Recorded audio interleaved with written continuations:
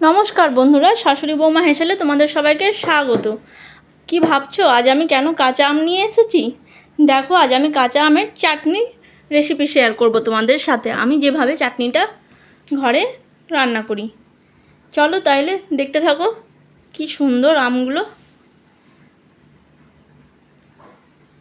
এখানে আমি একটা আমকে ছুলে পাতলা পাতলা করে স্লাইস করে কেটে নিয়েছি এবং ধুয়ে রেখেছি।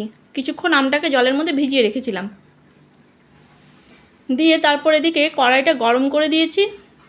কড়াইয়ের মধ্যে আমি দিয়ে দেবো সর্ষের তেল। এই রান্নায় আমি সর্ষের তেল ব্যবহার করছি।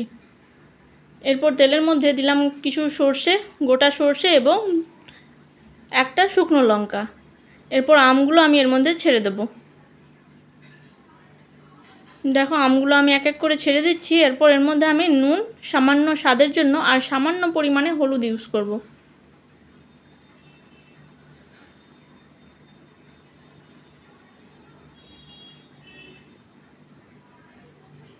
নুন হলুদ আমার অ্যাড করা হয়ে গেল। এরপর আমি হালকা নেড়ে চেড়ে নেব। দেখো, আমগুলো এখানে আমার সেদ্ধ হয়ে গেছে। এতে আমি জল অ্যাড করব। জলটা খানিকক্ষণ ফুটে উঠবে। তারপর তার মধ্যে আমি দেব আখের গুড়। এখানে আমি চিনি ব্যবহার করব না, যেহেতু আমি চিনি খাই না, তার জন্য আমি এখানে চিনি দিলাম না। তোমরা চাইলে এখানে চিনিও দিতে পারো। আমি এই আমের চাটনিটা আখের গুড় দিয়েই করেছি।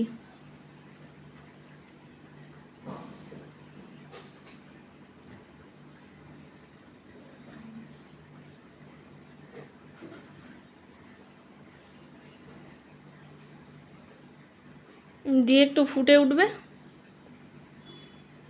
দেখো, চাটনিটা আমার প্রায় কাছিয়ে এসেছে। চাটনি আমার রেডি। এরপর আমি এতে ভাজা মৌরির গুঁড়ো করে রেখেছিলাম, সেই গুঁড়োটাও এর মধ্যে দিয়ে দিলাম।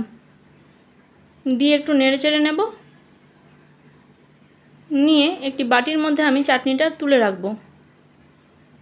তোমরাও এভাবে বাড়িতে তৈরি করে দেখো, খুব সুন্দর হয়েছিল আমের এই চাটনিটি। তোমরা যদি আমার ইউটিউব চ্যানেল থেকে দেখো তাহলে চ্যানেলটি সাবস্ক্রাইব করে দিও, আর যদি ফেসবুক থেকে দেখো তাহলে লাইক, কমেন্ট আর শেয়ার করে দিও। আজকের মতো এটুকুই। দেখা হচ্ছে আবার পরবর্তী কোনো রেসিপির সাথে। সবাই ভালো থেকো, সুস্থ থেকো আর নিজের খেয়াল রেখো। টাটা।